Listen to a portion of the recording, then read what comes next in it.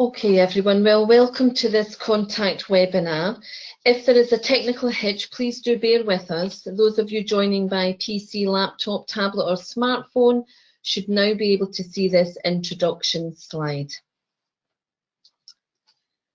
So I'll just talk you through timings and questions. As there's so many attendees, you will all remain muted throughout the webinar, and go to ask a question of the presenters. Please use the question icons on the GoToWebinar toolbar on your screen. This will allow you to type your question into the text box and submit this to the webinar administrator.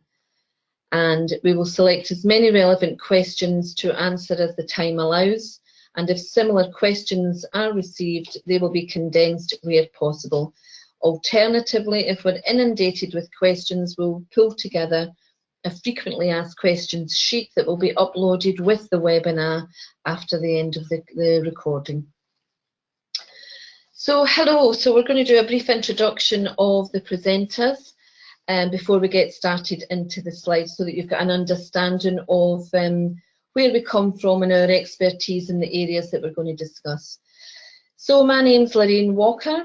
I have my own company offering business support and training services, and I'm here today as an associate consultant for Contact.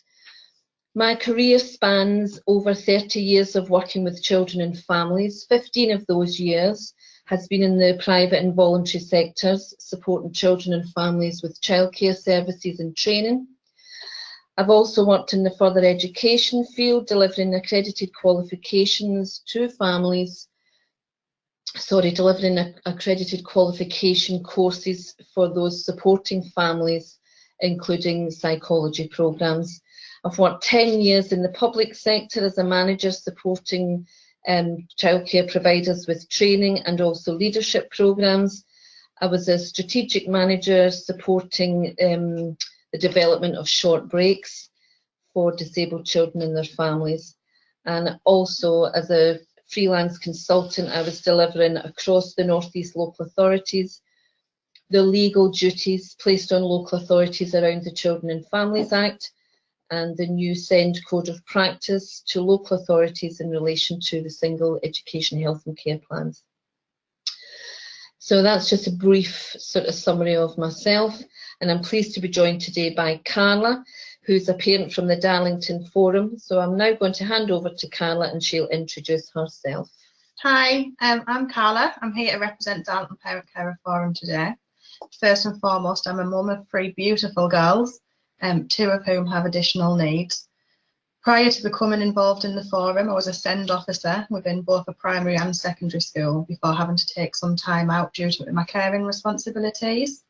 I'm here today as the forum coordinator for Darlington, and later on I'll be telling you all a bit about my forum and how we run. So that's us. So we're now going to talk you through what we're going to cover in this short webinar.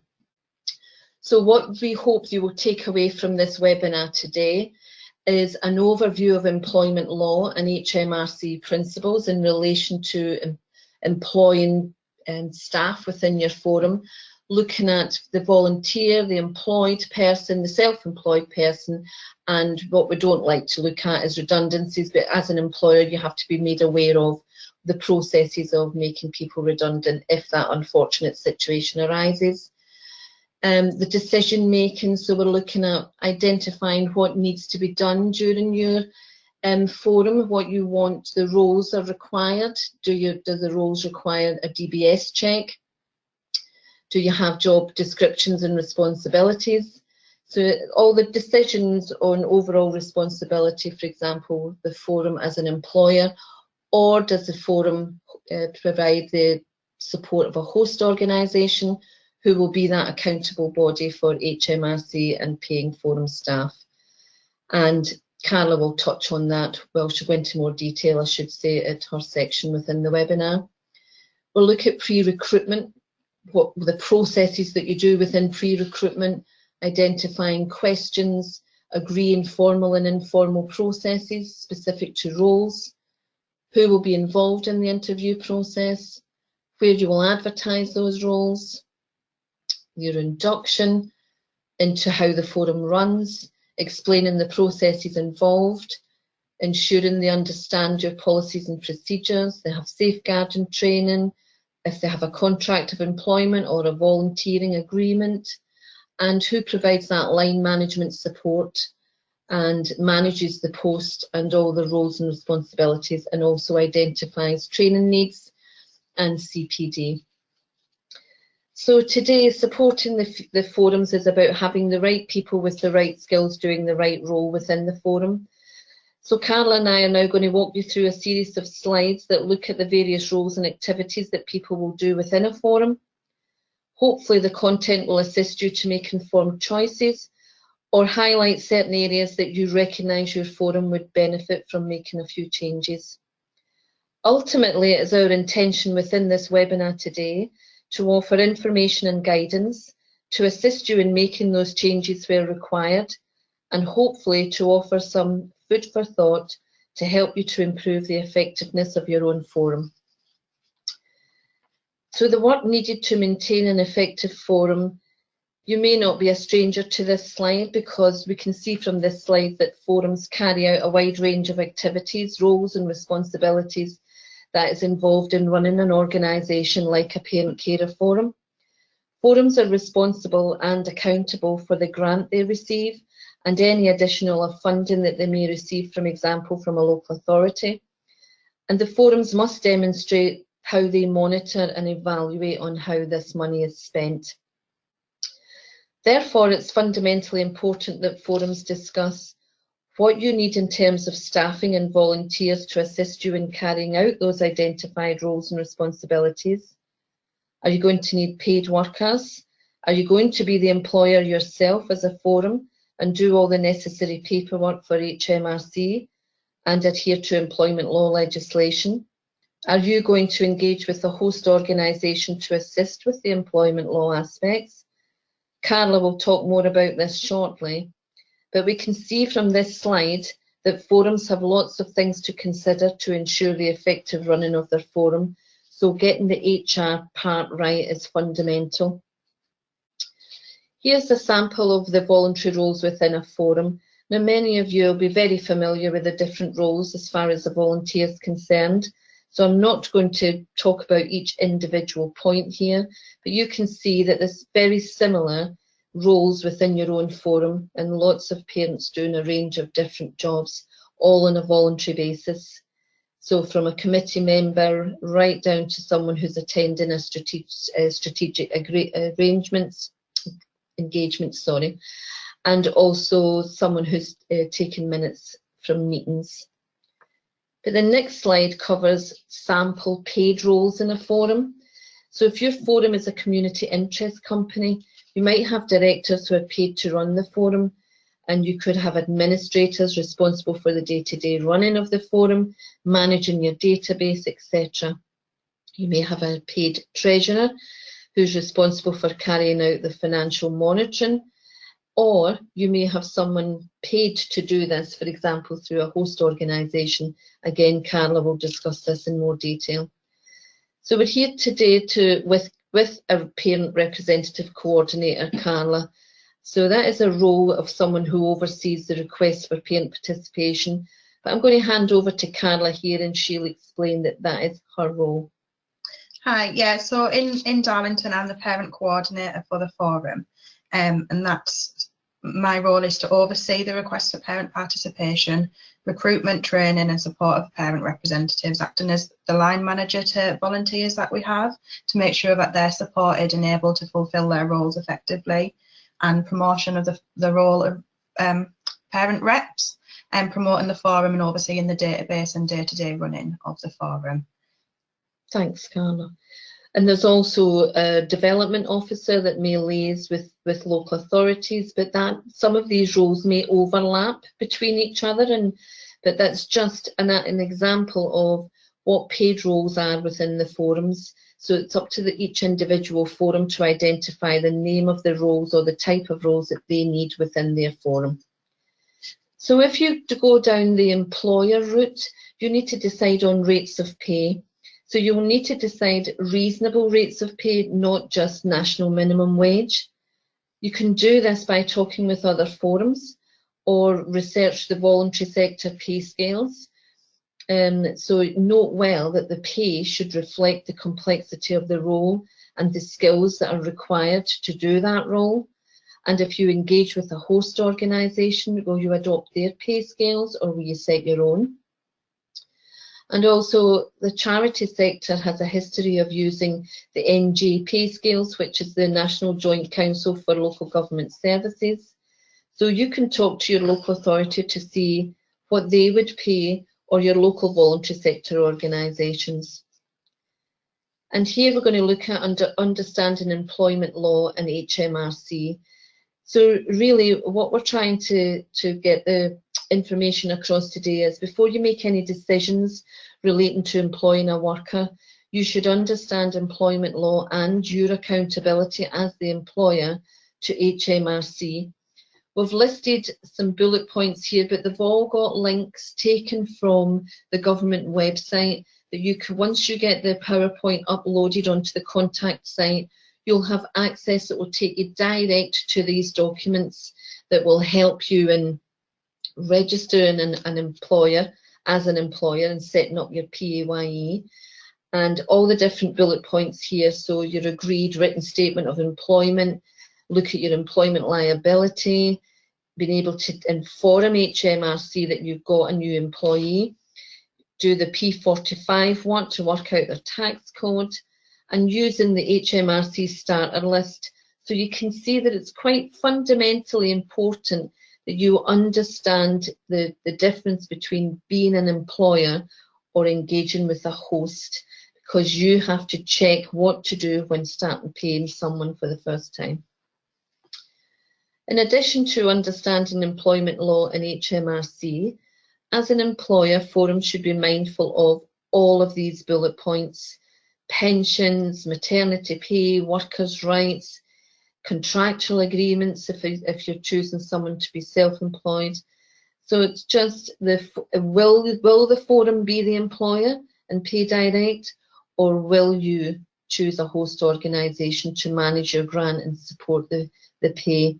These are all decisions that the Forum as an organisation has to agree and decide themselves. It's worth noting here that volunteers, although they make up a huge sort of representation of parent carer forums, volunteers don't, have the same rights as employees, as they're not paid for their work. They should therefore not have a contract of employment, but they may have a volunteering agreement in place, but this is not the same as an employment contract. The main differences between an employee and a volunteer are: a volunteer doesn't get paid for their work. As a volunteer, they're not allowed to receive any payment or benefit in kind or other reward for the work. And if you're getting this, then that might legally be classed as an employee. What a volunteer should receive is a reimbursement of out-of-pocket expenses, because a volunteer carries out these activities of their own free will. So a volunteer agreement shouldn't have any language that suggests employment. Moving on again to the understanding employment law in HMRC, another area to be mindful of as an employer is how to support a worker through redundancy. So ACAS is the Advisory, Consolidation and Arbitration Service, and this organisation provides free and impartial information and advice to employers and employees on all aspects of the workplace. And this link here will take you direct to the website, and there's also a contact number that you can contact to get some advice.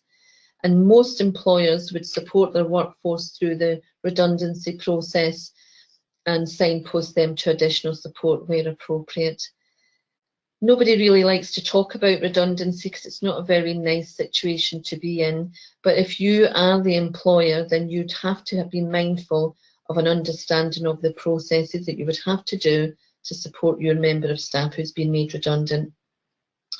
And that's including the redundancy pay, how the redundancy is selected, notice periods, legal notice periods, consultation periods, and supporting them to find suitable alternative employment, helping them to find that new job. And all these links here will take you direct to the government website again.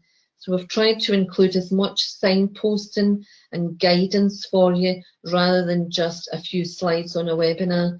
These are real live documents on the government website at the moment. But you can see the importance of understanding the HMRC responsibilities and employment law requirements. Even in this short webinar and a few slides, there's lots of information and links to take you to additional documentation.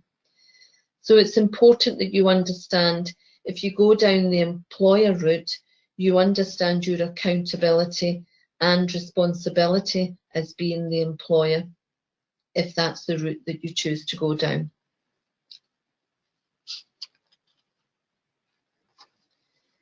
There's also the self-employed route. So maybe you don't want to go down the employer route. Maybe the forum doesn't want all the responsibility of dealing with HMRC and employment law and the pay as you earn and national insurance and pensions and holiday pay and workers' rights, because it is a minefield and you need to get your head around it. But some forums run quite happily and successfully as an employer, and others go down the self-employed route. And they don't, these forums, they don't want to be the employer, and they also don't want to engage the support of a host organisation. So they look at the roles as more of an ad hoc. That's if they have specific pieces of work that the forum would like to do, but they don't want to put in place a paid worker to do that role. They just want to employ a self-employed person through a consultancy route to deliver a project or a piece of work as a self-employed. And if they do that, if that is the option the forum decides, the forum would need to agree and write out exactly what it is they want that specific piece of work to do.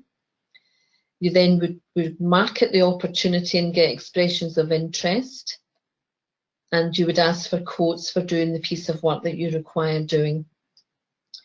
You need to be able to do this so that you can compare and contrast what different consultants would do for your project within the sort of financial constraints of what the forum can offer for that piece of work. You need to ensure that whoever you consult with or bring in a self-employed capacity, that they fully understand that it's their full responsibility for their own tax and accounting records. That's not the forum's responsibility. It's the individual who's doing the piece of work for you. And you need to emphasise that consultant is not entitled to full employment benefits, such as pension, annual leave, holiday pay, sick pay, etc. So this may be an area that some forums would like to go down to do a piece of work for them. And once you've done that, if that's the route you choose, you would then make sure that the consultant that you employ for that period of time signs a contractual agreement with you so that they fully understand their position, what the forum expects them to do within a time frame. So now we're going to look at decision making. So decide as a forum what is the best structure for you. Does the forum become the employer and put all the necessary infrastructure, systems and processes in place? Or do you enlist the help of a host organisation, which again Carla will discuss shortly? If you opt for the host, will you adopt their systems and processes, or will it be a mix of both? Will you agree a joint responsibility model where the forum will make decisions, but the host will be the accountable organisation for all the employment law, HMRC, and paying your staff? And again, Carla's coming up shortly to discuss that in more detail. So we're going to now look at the pre-recruitment stage.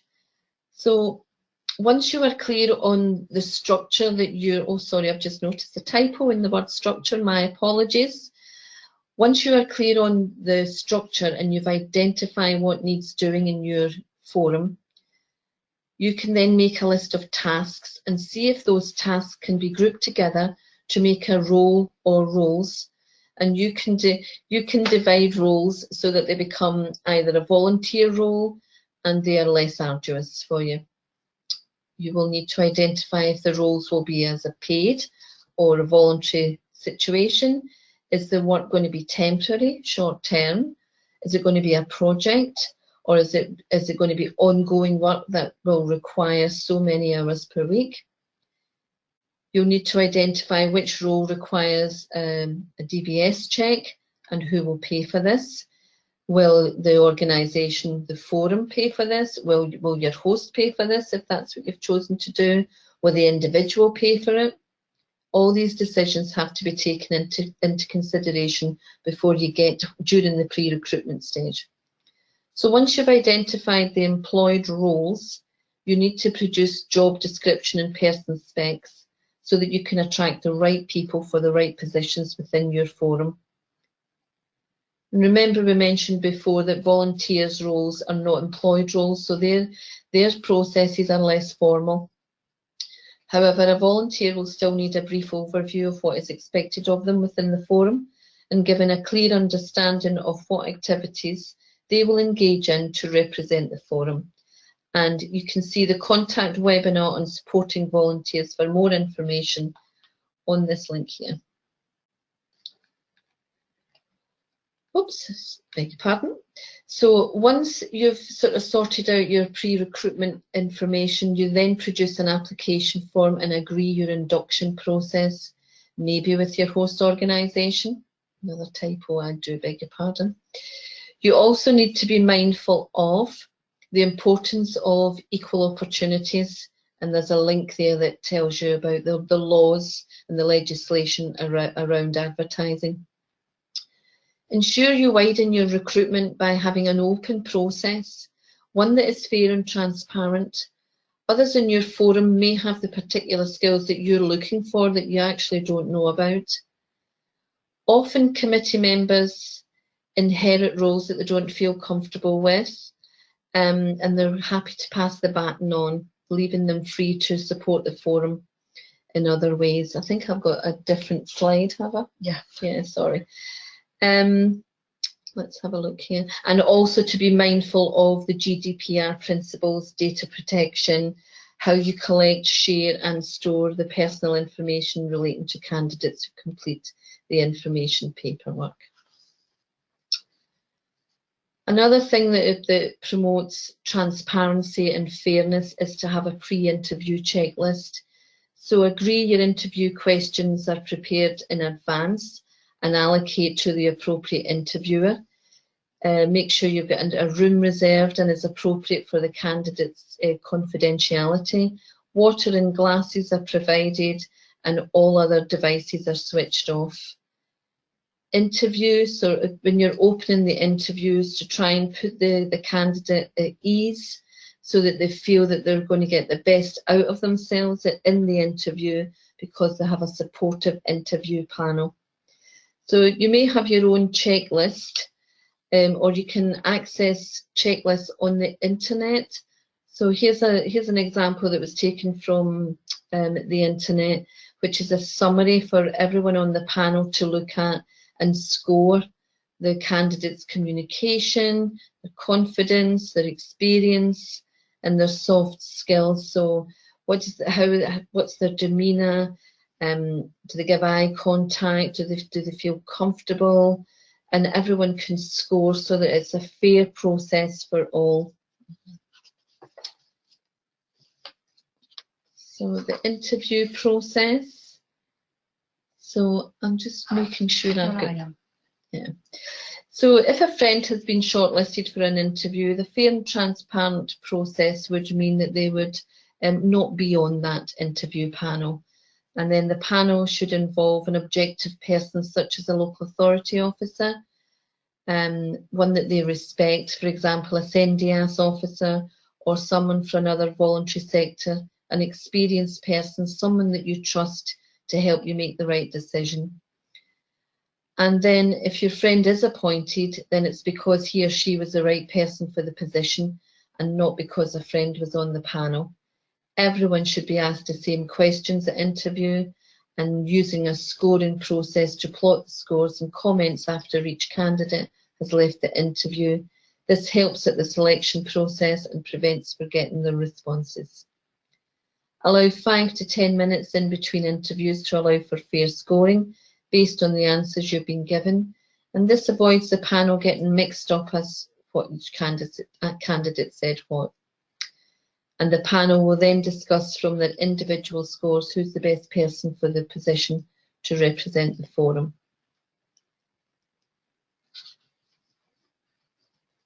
So the induction. So this is providing information on who the other parent reps are within your forum. So this is once you've appointed someone, so they're now going through the induction process. So it's really relevant that they understand who the other parents are that are representing the forum that they are now going to be representing.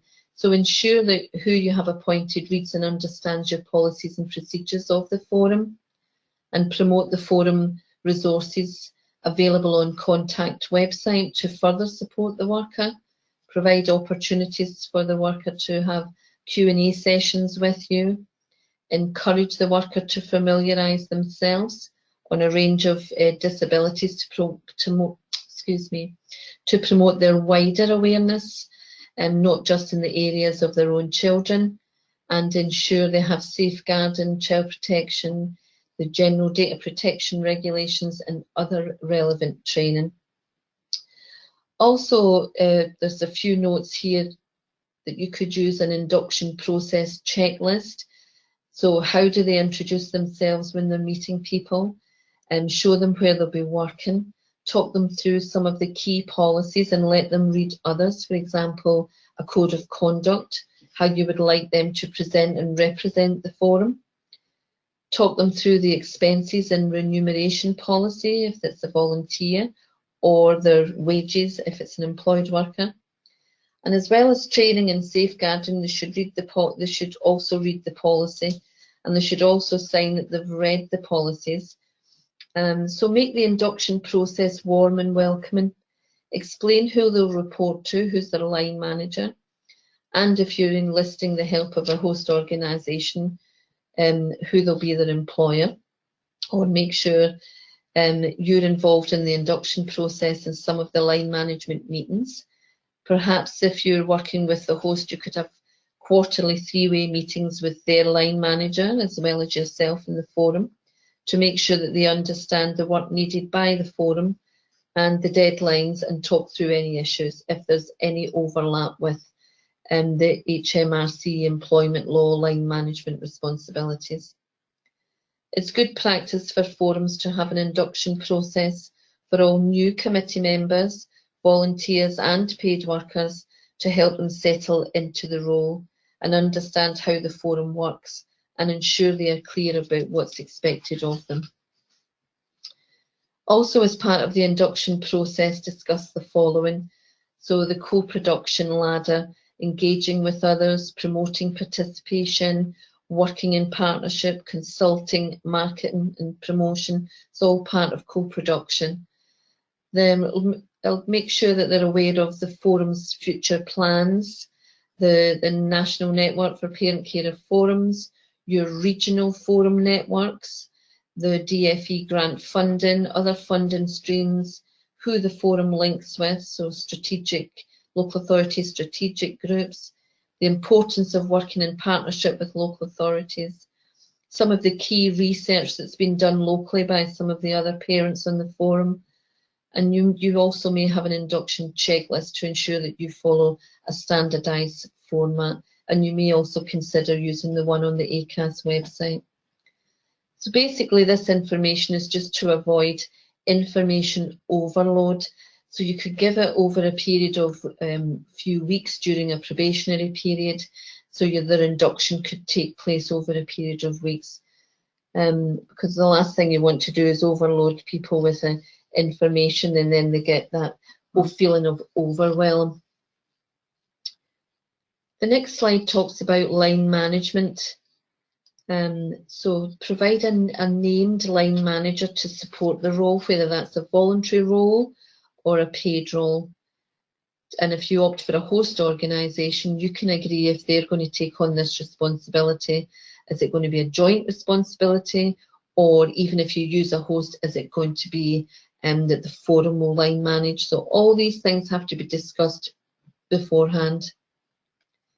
So if a host organisation is your preferred option, you may decide on jointly supporting the staff members and then agree who will provide that continuous professional development. Is that going to be jointly if you're engaged with a host, using contact resources online and the forums access to training, because you may be accessing local authority training and additional training. So who's going to provide that additional support?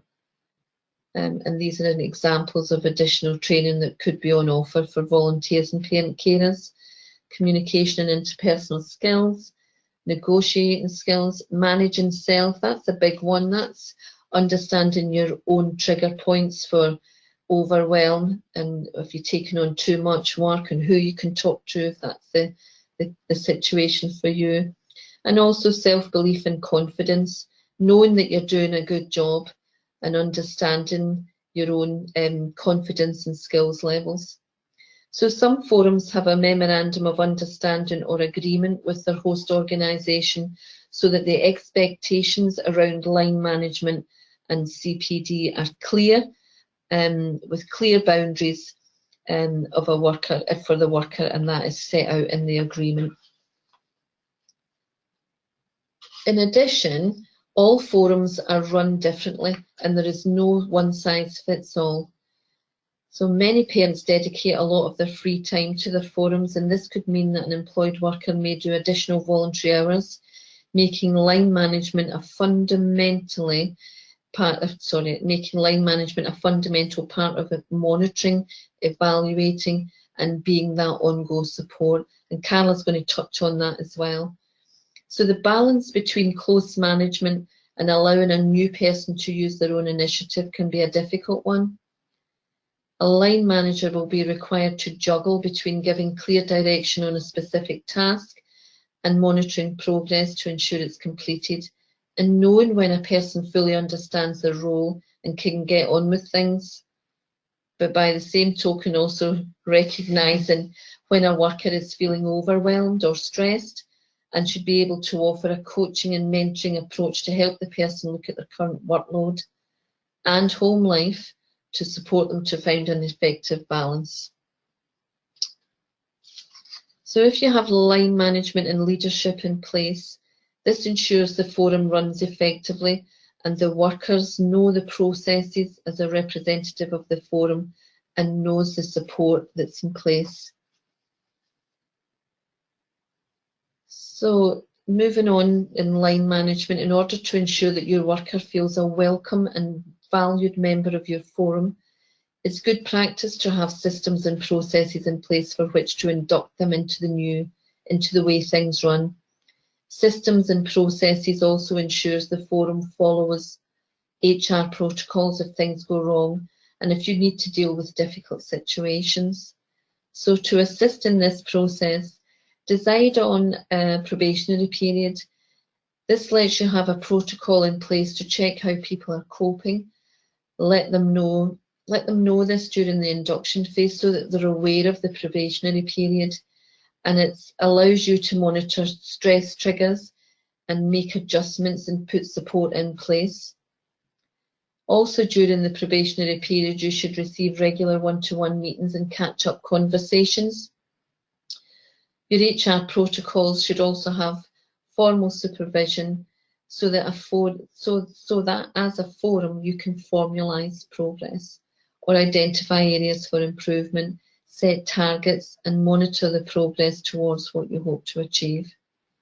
Coaching and mentoring is a behavioural approach, and it's one that offers both support and challenge. So we're now going to move on to that CPD element, that continuous professional development, which is the line manager's responsibility. So CPD, short for Continuous Professional Development. Forums offer training to their parents as part of their CPD. There's local authority training that forum members may be offered places on. Other organisations put on training and will allow parent carer forum members to attend them free of charge. You need to be aware of what's going on in your local area. And if you work with a host, you may have access to all their training. And a go-to website for all forums and for a host of, sorry, let me say that again. A go-to website for a host of resources. The forum and forum-related support and training is also available on the contact website. And for access to webinars and other resources, you can access them on this link here, the contact website. So that's the information slides around HR. So I'm now going to hand you over to Carla, who's going to talk you through her experience in the Darlington Forum in engaging with a host organisation. Over to you, Carla. Hi again, everybody. So the forum in its current model in Darlington has been going for around 3 years now, and on a whole we're really happy with it. We're currently made up of 6 committee group members and a forum coordinator, which is me, and we choose to pay a host organisation, which I'll give you more details on in a little bit. We have, sorry, I'm getting told I'm talking too fast, so I'll slow down. We are only a small authority and we have over 350 members currently. We've got strong partnerships with both the local authority and health in our local area. So for a little bit of background on the forum. Oh, I've just done that. Sorry, I got ahead of myself again. That was the background on the forum. So the decision making for the day-to-day running of the forum is done by the committee group, which is parent carers, and we decide what we want to be on the grant application, with a parent being the applicant and our host organisation being the grant signatory. I'm the only paid worker within the forum, and I get paid for 11 hours per week.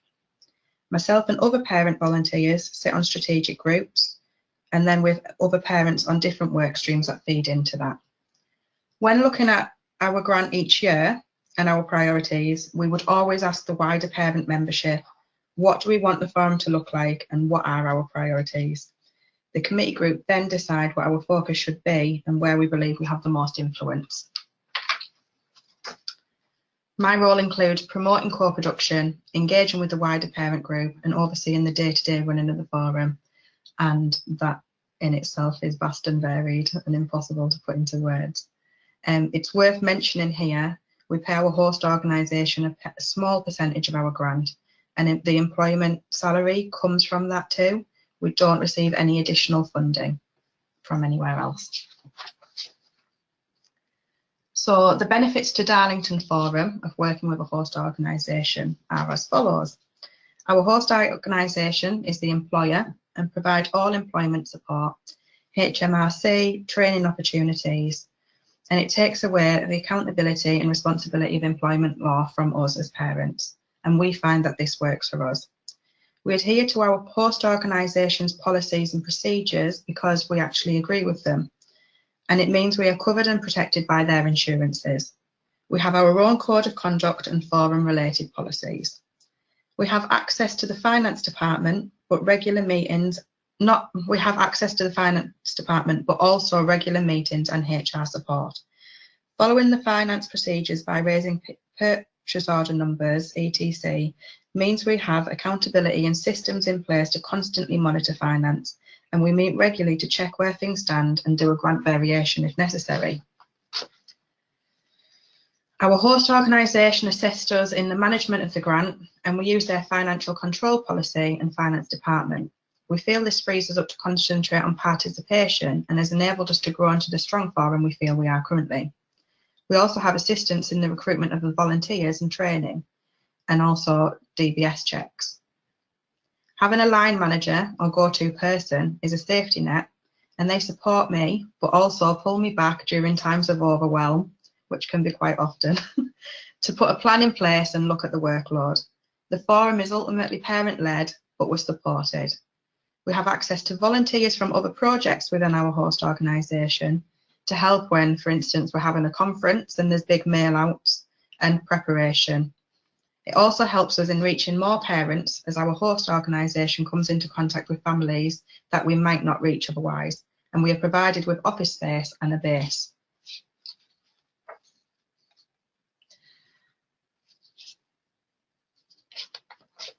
The additional benefits of working with a host: if overwhelm or stress set in, if things go wrong, if we have employment issues, or if you received a complaint. For instance, last year I was not well and I had a period of 6 weeks when I was absent. The host, my line manager, stepped in and met with the committee group to make sure things kept going in my absence. He already had oversight of what was happening due to our meetings and supported the forum practically during my absence. They've never received a complaint about me, but I'm sure I'd be pulled up if they did. And sorry, that's all from me now. Thank you, Carla. So we'll move on here now just to discuss pitfalls, so things that might go wrong. So it's sort of mindful here at this point to put in the pitfalls, because sometimes not everything goes according to plan. So if we look here at just a couple of little examples, the worker isn't doing what they're supposed to do. They're attending strategic meetings themselves, but you really want them to recruit parents to act as parent reps. So these are just some examples of solutions. So that's why it's important that getting your HR right and having your systems and processes in place is there to support you when things do go wrong, because you can have one-to-one sort of meetings with them, recording key priorities or any issues. So you're nipping things in the bud before they escalate into big problems. So you're meeting with them and talking through with them and sort of understanding their perspective on what they're doing, because you don't want people going off and sort of doing their own thing when it's not meeting the needs of the forum. And by having these systems and processes in place, you can revisit their job description, check if it's misleading, talk them through what you're wanting in case they've misunderstood, and basically develop an action plan and set targets with timescales and monitor the progress. That's the line management responsibility. And again, that is that support mechanism for the worker or the volunteer to know that there's systems and processes and support in place, because you've got robust HR systems there. So it's a two-way street. It's not just if things go wrong with a worker, it's just so that the worker also understands where they sit within the organisation. The next point, the worker doesn't have the skills to do the job. So they don't have the right experiences. For example, the worker's been asked to do the accounts, but they've been putting all the receipts in a drawer and not done anything with them. I mean, this is real life issues, real life stuff. So the solution could be that you look to see if that's part of their job description. Is it because there's too much is expected of them in the hours they have? Does their workload need to be looked at, or do they prefer doing other things? That's what I was talking about. Their skills level lend themselves to doing other activities. And during the one-to-one, discuss the issues openly with them, listen to their views. Maybe it's some basic training that they need. So get advice at this point. So if they don't have the skills, would some basic training help? Or do they need to consider firmer actions? As they said at interview, that they could do the accounts, but now you're understanding that they can't. So you need some advice at this point, and that's what I was talking about before. If you're the employer, you use ACAS, HMRC, employment law, access all the documentations on the government website about getting your HR right. If you're in a host organisation, then obviously you would go through their HR systems and processes and support. And then another issue at the bottom here is the host organisation gives the worker different priorities to the ones the forum has. Yeah. I'm just going to ask Carla to step in here. Yeah, well, when we looked at this, I said it doesn't happen in our situation because we've got a robust agreement already in place and that we set our own priorities, and the host is just there to provide the back office and the support for the forum. Yeah, thank you. So what might go wrong? So despite putting all those systems and processes in place, the worker is still not doing what they're supposed to do, or you have a worker is often long-term sick, or you receive a complaint about a worker, whether that's safeguarding issue or a code of conduct issue. So this slide is going to sort of just remind you not to bury your head in the hope that all those things is going to go away, and don't feel that you're on your own either, because if you follow your own systems and processes and HR protocols, you will have a sort of format of how to deal with those situations, and you will have those things in place, because if you are the employer, you would already have got all your HMR and employment law systems embedded in the infrastructure of your forum. And if you're not the employer, the host will help you with that. But ultimately, you can talk things through with your regional advisor in contact. And you could, I've mentioned before about going through the host organisation's internal policies. You can also get help from external organisations who provide HR support. And in addition to that, local authorities may also offer help from their HR services or through a local voluntary organisation. Again, you can access the help and guidance from organisations like ACAS and Advising Communities. Now, I'd like to mention here that Contact has paid a subscription for each parent carer forum to Advising Communities, which they've had info about, and which you've had information about, and you can ask them questions via email, and then you can buy additional expertise from them. So if you're not sure about that, contact your regional advisor in Contact for more information about this, because again, this is an organisation that can provide that additional HR support. And that concludes our webinar on getting your HR right. So we're now going to stop for a few moments to take any questions, if anyone has any questions around this. Oh, I've just had an email come through from Nandini, and the question is, can volunteers be remunerated for meetings apart from expenses? Again, that would be decided at the very beginning of your forum's organisational policies and procedures, and what the meeting is about. So if it's a relevant meeting that's part of the forum's priorities, then yes, they would be remunerated for their expenses. I'm just going to hand over to Carla now to answer that in more detail. Yeah, I think it really depends on what your local forum have in place for their procedure around that. We ask this question every time we do our grant every year in how we're going to have our structure, and our volunteers decide that they don't want to claim remuneration apart from expenses, but that they'd rather have the paid worker role. But every area is different, so it would really depend on your local forum and what their current policy is. Thanks for that, Carla. We're just going to hang on another few minutes for any more questions. Okay, we've had another question in here from Jordan, and the question is, if the forum has an opening for a paid worker and you already have someone in mind for the role, for example, the person has already been doing the job as a volunteer, do we have to open it up to the public first? What we're actually saying here, Jordan, in part of the webinar is that any recruitment for any paid role is an open process. And yes, you may have someone who's been doing the role voluntary, but just to make it equal opportunities, you would promote that position into the wider forum.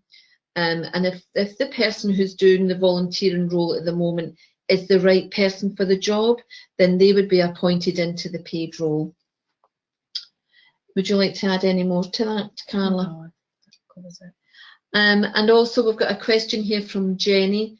Do you have an example of a host organisation? Yeah, so in Darlington, our host organisation is a local voluntary organisation, which has been around for around, well, it was the 30-year anniversary last year. So obviously they were our first choice because it would seem natural. But I know of forums who work with carers support charities and things like that. So it would really depend on what's available in your area.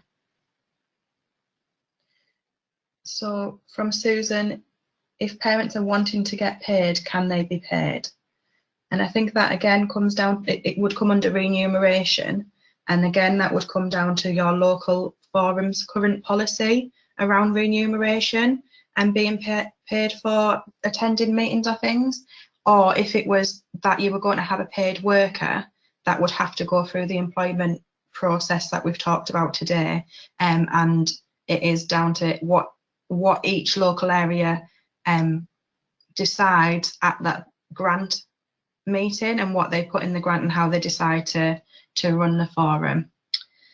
And it's also worth mentioning here that some parents don't want to get paid because it interferes with any benefits that they're receiving or anything. So it's worth listening, as Carla says, going back to your forum, it's not just a case of can parents get paid if they want to get paid. There's a whole infrastructure and rules and responsibilities and systems and protocols that have to be in place. And as Carla said, you need to revisit. Each individual forum is different. They're set up differently. Their systems and processes are different. Their grant responsibilities and targets are different. So if that's something that you, Susan, in your forum, if that's something that you would like to take forward, that could be an agenda item on the next forum meeting. Yeah, and definitely be voted on and discussed. I can obviously only speak for Darlington, but in Darlington, the whole benefits and interfering with them is the reason why our parent volunteers choose not to be paid remuneration for attending meetings and instead have a designated person to do that for them. Thanks. I've just had another sort of email from Jordan. He missed the answer to the last question. Oh, no. So hi Jordan, I hope you've stopped typing now and you can hear us now. So Jordan's question was, if the forum has an opening for a paid position and they already have a person in mind for the role, for example, someone who's been doing that job as a volunteer role, but they now have decided that they want to have a paid worker doing that role, they're asking if they have to open it up to the public first. And the answer, Jordan, is you have to have an open process, an open recruitment process. When you go back and revisit the slides, you'll see that you have to be mindful of equal opportunities. And yes, that volunteer may get the job in the end anyway, but you have to make sure that you're not just employing someone because they're already doing a job and they're there. It has to be a clear, transparent and fair process for anybody else to apply for the job.